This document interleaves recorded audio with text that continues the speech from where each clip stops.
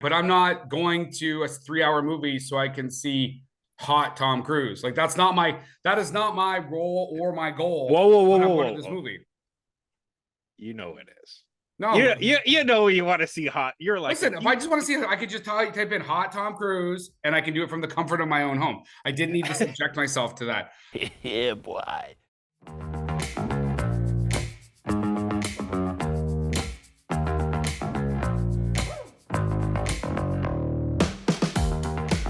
We ain't got time for a normal intro because Chris is about to self-destruct in 5 seconds. Because we're talking movies, we're talking Mission Impossible, The Final Reckoning, starring Tom Cruise, No One Else Matters, and directed by probably Tom Cruise, but we'll just say it's Christopher McQuarrie. Chris, it's your final reckoning.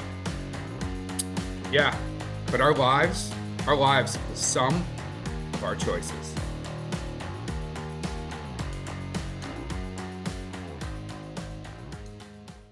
Hey everybody, and welcome to this week's episode of How'd You Like That Movie. We are going to be talking about the, at this point, unreleased Mission Impossible, The Final Reckoning. Scott, take it away. All right. So yeah, thank you to Tarot Group for inviting us to the press screening. Um, you know, I think we're gonna just have to get what Chris is gonna complain out of the way now. Before you go watch this movie, do know it's 3 hours long. And that's without like trailers or commercials or whatever.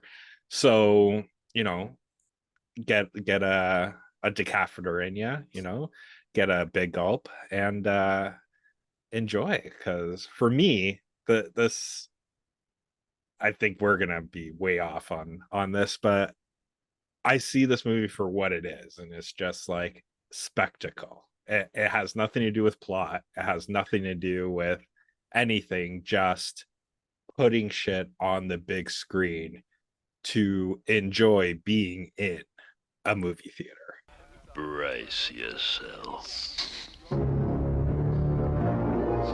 But there isn't 3 hours of spectacle. There is spectacle. There just isn't 3 hours of spectacle. So I would like you to explain why it's actually like 10 minutes short of that. It's like 2 hours or 270 minutes long. And actually, technically, it has been released. It played at Cannes on the 14th, and it also played in Japan at the beginning of the month. But that aside, explain to me why this movie needed to be basically 3 hours long. It's the longest, by the way, of all the Mission Impossible movies. Yeah, like I said in my written review that you can find on Cambridge Today, this is 3 decades of a franchise. So in reality, like, it's just 1 hour per decade. So it doesn't seem that long.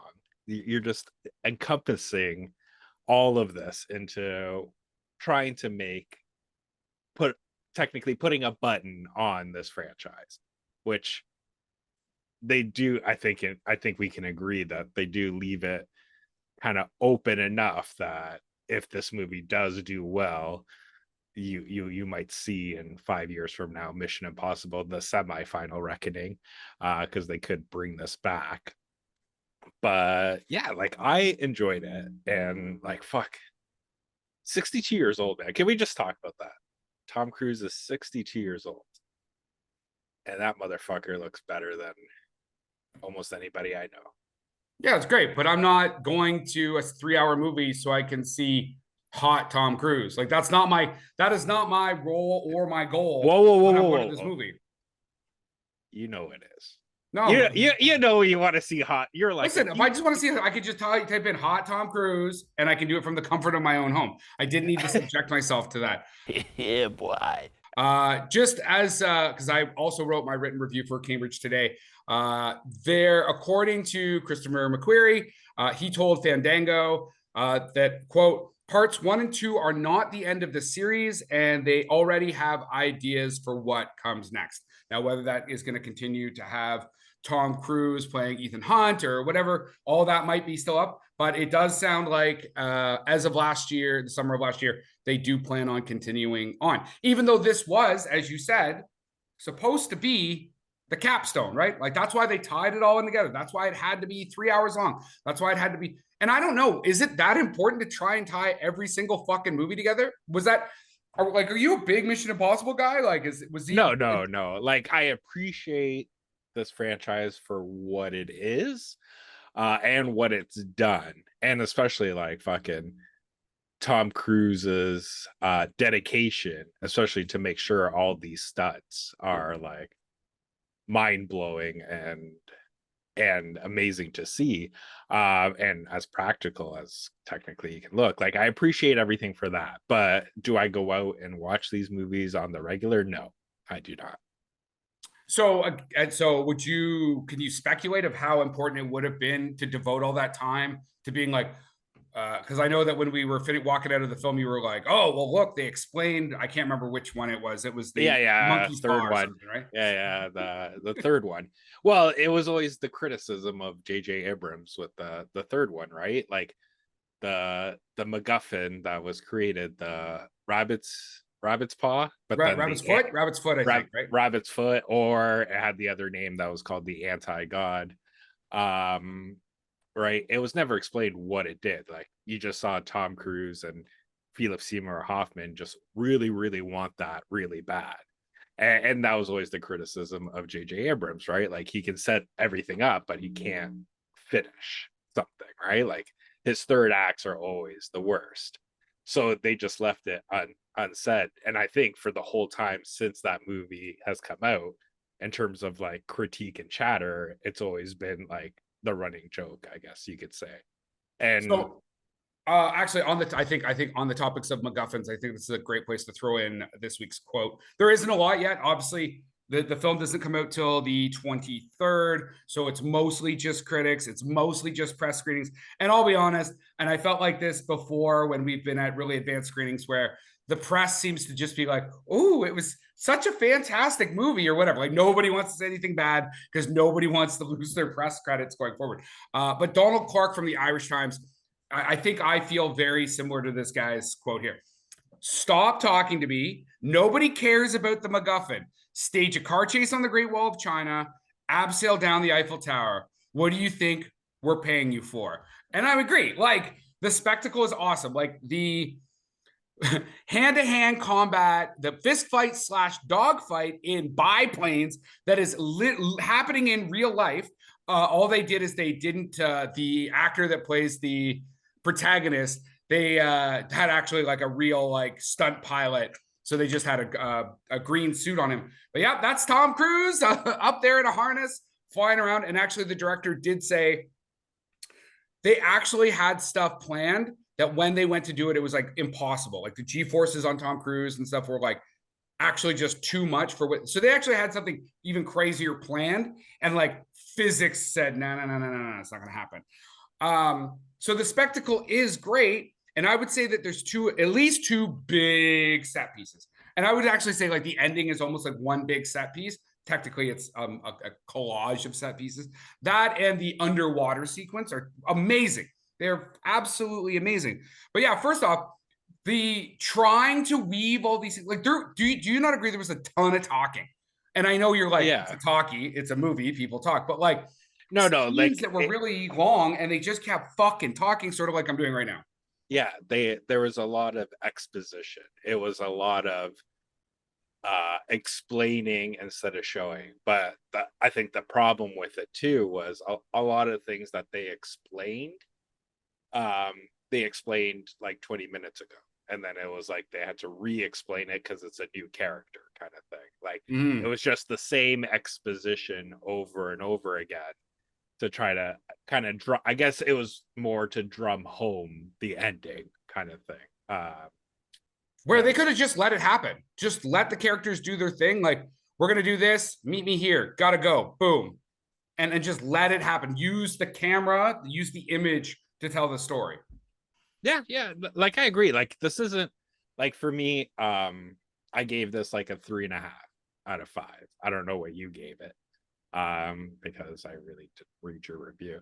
What did you give it? Oh, you know me. I rarely use star ratings or 5 apples or anything like that. I mean, the challenge with this film is basically what I said is The spectacles are worth seeing, and you need to see them on the big screen. You're just going to pay with your time for that spectacle. Like, that was the other criticism I had, is that the big set pieces are great, but it did feel like there was a lot of time where there wasn't action throughout it, where I almost want like, I would rather like a whole bunch of little action and some medium-sized.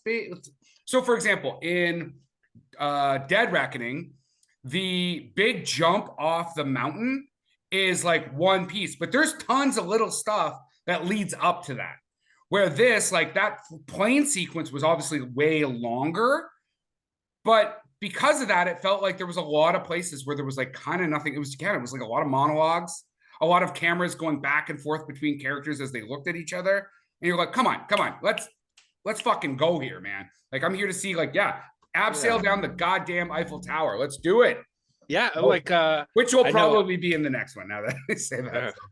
Who knows? But like, I know we were talking about it when we were coming out in terms of like all the underwater stuff, but like I was doing some more research after we left about it, and like actually how they shot all that underwater stuff is actually kind of fucking cool. I don't know if, like, there's YouTube videos. Just go on Paramount's YouTube channel, and they have like little vignettes about all the stunts that were created. But yeah, they literally had, so each one of that stuff was actually done underwater. And they had like hand signals to kind of like action Tom Cruise on what needed to be done, whether the action sequence was in regards to the performance, if the actions or the hand signals were in regards to the performance, or in regards to his scene blocking or anything technical. They had, and he like literally had to constantly be at alert at all times while fucking sucking on. Well, and that oxygen. mask, in order for them to be able to see, like, you can see his whole face, they basically had to engineer that mask. It's not a real, like, that's not a real mask that you would use. You could with, like, say, hard hat, like surface supply diving. But the way, like, in order to have it so you can totally see his face, they actually had to make that mask from scratch over multiple attempts. And it didn't vent CO2 very well, so he'd get hypoxic, so he could only wear it for a certain amount of time. And it caused, because there's lighting on the inside, it caused glare. So half the time Tom Cruise couldn't fucking see where he was going, and he couldn't really breathe properly. And he's executing the stuff, like, some of that stuff is in obviously a purpose-built chamber that like rolls around. Like, like, again, I don't think either one of us are disagreeing that it is high theater spectacle, like amazing stunt stuff, like Buster Keaton, like he's now like in the top echelon of stunt performers. I mean, I don't even know, there may not be anybody who's actually a better stunt performer at this point than Tom Cruise. I just think that as a film, as a movie, as an entertainment vehicle, like, I was fucking tired before we got to the big stuff, right? So yeah, but I do think if this was cut down to 90 minutes, it wouldn't be okay. Well, you don't have to. No. You know what I mean? Like, I think in terms of the length, I think it is something that would have been kind of difficult to, because if you cut it down too much, then it's all kind of spectacle and you have no kind of plot whatsoever, right? And then it's the opposite of what it is now. But I think where this middle balance is probably would have been kind of hard to actually find to do it. And it's fucking Tom Cruise, so he was probably like, we're gonna make it 4 hours. Well, he can do whatever he wants, right? He's also a producer. Whatever, I do what I want. Okay, I got a question. I'm not going to spoil anything, but you'll know what I'm talking about. And then anybody who's already seen the movie, there's 2 characters later in the film. Kind of cool to see them. Kind of like what they did, like all that stuff. Boom. There is a natural conclusion to where those characters should be in the film. Why do those characters? Why are those characters continuing on the mission? You know what I'm talking about, right? Yeah, I know who you. But like, to answer it, I'd have to spoil it. We'll try not to. I use your big boy brain. Well, I think it's because they felt it, because of where that character ended up and what happened to him, even though he's super appreciative of it in the looking back. I think Tom Cruise character thinks he needs to make it up to him, and which now he's part of, the team. Okay, so I think it actually had more to do with just like we need extra people in this end scene in order to Build tension. do this thing that we're gonna do. And guess what? You two are just happen to be here, so come on down. He's like, you're going from cameo to you're going to non-talkative extra in the first one to fucking getting royalty points. Yeah, and actually, now we're gonna do a spin-off series and about you and your partner. I mean, I don't want to go too crazy because I don't want to spoil anything. My kind of like final take on this is like, if you like these kind of films, you're gonna have to go see it in the theater. You could just show up about an hour and a half in. You could definitely shave an hour. No, I do think the opening's pretty cool. I did like the opening. Like all the stuff in the what was that, like a crypt or whatever, or him running. There's lots of Tom Cruise running because it's a mission. Oh, buddy, it's like Power Rangers. Like when it's morphing time. Yeah. You know when it's running time, man. Trust me. Like it doesn't even need the musical cues. Like the minute you see the scene, you're like, oh, this motherfucker's running. But I do that just in regards to that. I do have a question for you. Hold on, I want to ask you something before you do that though. Okay. So we got like I've got like between a $300 and a $400 million budget. It's crazy. It's crazy expensive. So that could mean it needs to do like 8 to 16, like 1.6 to make any money. These films, even when I like pulled up like some stats from the past, like they do okay, but like as their budgets go up, like I don't know if they're actually recouping a lot of their budgets. You know what I mean? Like for example, the Dead Reckoning did 390, call it $400 million, or sorry, it made 600 worldwide against a $291 million budget. So that's like 300. Like these aren't actually making a ton of money once you factor in how much the theater gets, about half of that, plus your promotional costs are like double or stuff. Where do you think this thing is going to be a hit? I guess that's a simple question. Sorry, I rambled on for a bit. Yeah. Like I do think it's going to do well. I do think it's going to open well. I don't know in terms of legs how long. Like I don't think it has like Sinners, like a Sinners legs, right? Because Sinners is still. I'm not talking about Sinners. No. What I mean is in terms of from when it opened. Yeah, it's still going. It was the #2 movie last weekend, right? Like it hasn't dropped off that much. Like it's still regaining, and word of mouth is still bringing people in.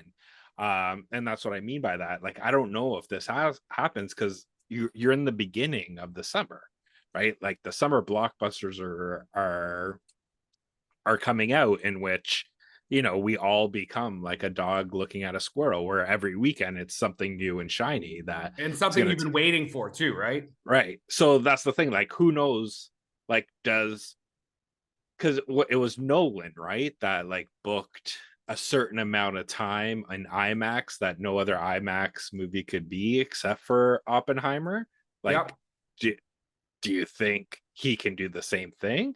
Because I think watching this in IMAX would be fucking crazy. But, well, yeah, like, those flying sequence would be, that's for sure. Yeah, like how long he would have, because what's the next big thing that comes out? Is it going to be Fantastic so you got Final Four? Destination, Bloodline, that's kind of like big. I'm trying to think Ballerina, but I don't, do you know when Ballerina's coming out? I think it's June. And then F1, I'm just trying to think of things that are in the same vein. You got F1, 28 years later, Megan 2. Those are kind of the ones. I mean, there's a Jurassic World Rebirth again. I can't. Yeah, that's July. Superman, Fantastic Four. I'll be honest, I'm just looking at the internet at this point. So yeah, so there is some stuff coming down the line, but I don't know if there's anything that's going to come out in the next couple of weeks that's going to push this thing out. Yeah, but I don't think Final Destination comes out May 16th. Oh, this weekend. Yeah, I don't think this this would recoup like 1.26 billion in like 3 weekends, right? Mm-hmm. Like personally, but who knows? Like this could be huge internationally. Oh yeah. So I mean, I don't know if we actually covered this. Who should go see this film? And I know you took your son. What did your son think? I think he enjoyed it. Like he didn't really complain that much about it. Like he said something like obviously the stunts were pretty fucking cool.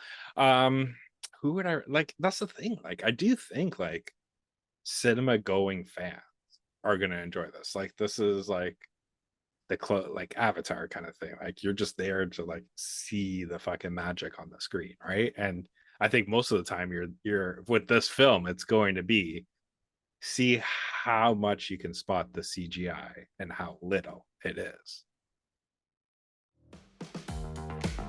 And that is our wrap for the day. Please like and subscribe to this podcast. Tell your friends.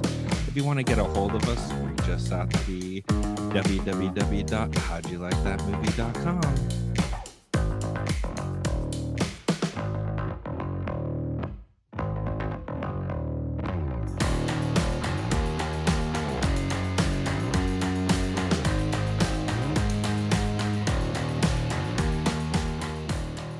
Okay, I want you to really think about this. You take Ethan Hunt next to Forrest Gump. Who's winning that race?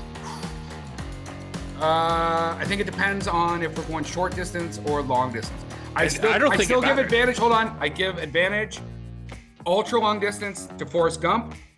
In a kilometer run, I give it to Ethan Hunt. I don't know, man. We should put that. Hey, anybody who's listening, who's faster, Forrest Gump or Ethan Hunt?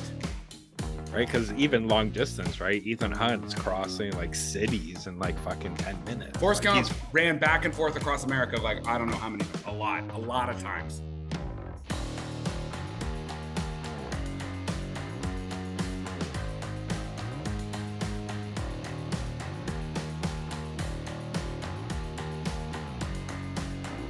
Production by Rod Shaver, Vader Monkey Productions.